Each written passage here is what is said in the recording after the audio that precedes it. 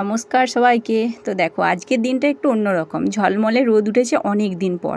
সেই কারণেই বলছি একটু অন্যরকম, কারণ বৃষ্টি তো একটানা লেগেই আছে। আর উঠোনের অবস্থা দেখো কি পরিমাণ কাদা, আর এই কাদার ওপর দিয়ে 24টি ঘন্টা আমাদেরকে ঘরের কাজ করতে হচ্ছে। বুঝতেই পারছো, বাসন ধোয়া বলো, কাপড় কাচা বলো, উঠোনে যাতায়াত করতেই হচ্ছে, কিন্তু কিছু করার নেই। আর এদিকে দেখো আমি একদিকে সবজি কাটছি আর একদিকে রান্না করছি। তো আজকে শনিবার ছিল, অরিয়নকে স্কুলে দিয়ে এসে তাড়াহুড়ো করে রান্নাটা করে নিয়ে আবার একটা সময় আনতে যেতে হবে। এদিকে করছি শাক ভাজা, সেদ্ধ করতে দিয়েছি, আর একটা কুমড়ো তরকারি করছি। তো কুমড়ো তরকারি দিয়ে মুড়িও খাবে আর মা ওরা ভাত খাবে। আমরা কুমড়োর তরকারি দিয়ে তিনজনায় কেউ খেতে পারিনি।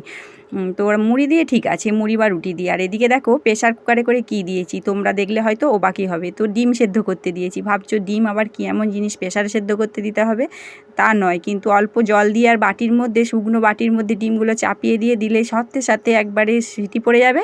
আর দেখো ডিম ভেঙে যাওয়ারও কোনো চান্স নেই। হয়তো একটু আধটু ফাটা থাকলে সেগুলো ফেটেই যায়, কি তা বলে এমনটা নয় যে নষ্ট হয়ে যাবে, পুরো ফেটে বেরিয়ে যাবে। তো সেইভাবে ঠান্ডা হোক, ঠান্ডা হলে বার করে নেব।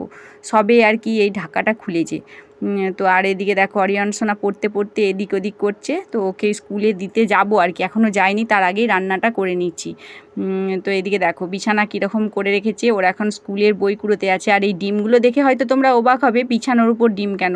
খাটের তলায় রাখলে কি হয়, ছুঁচো আর ইঁদুরে এসে পুরো একেবারে খেয়ে নেয়। আর এদিকে দেখো রান্নাবান্না হয়ে গেছে, অরিয়নকে স্কুল থেকে নিয়ে চলে এসেছি, সবাই একসাথে খেতে বসেছি। তোমাদেরকে রান্না করার পর আর দেখানো হয়নি।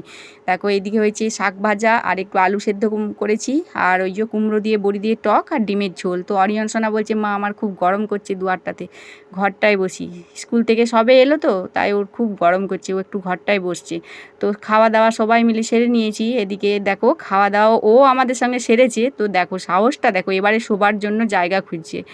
এখানে তো একটা কি শব্দ হলো ইঁদুরের মতো, তো ধান বস্তার ওপর, তো তাই দেখছে যে কিভাবে এখানে শব্দটা হচ্ছে।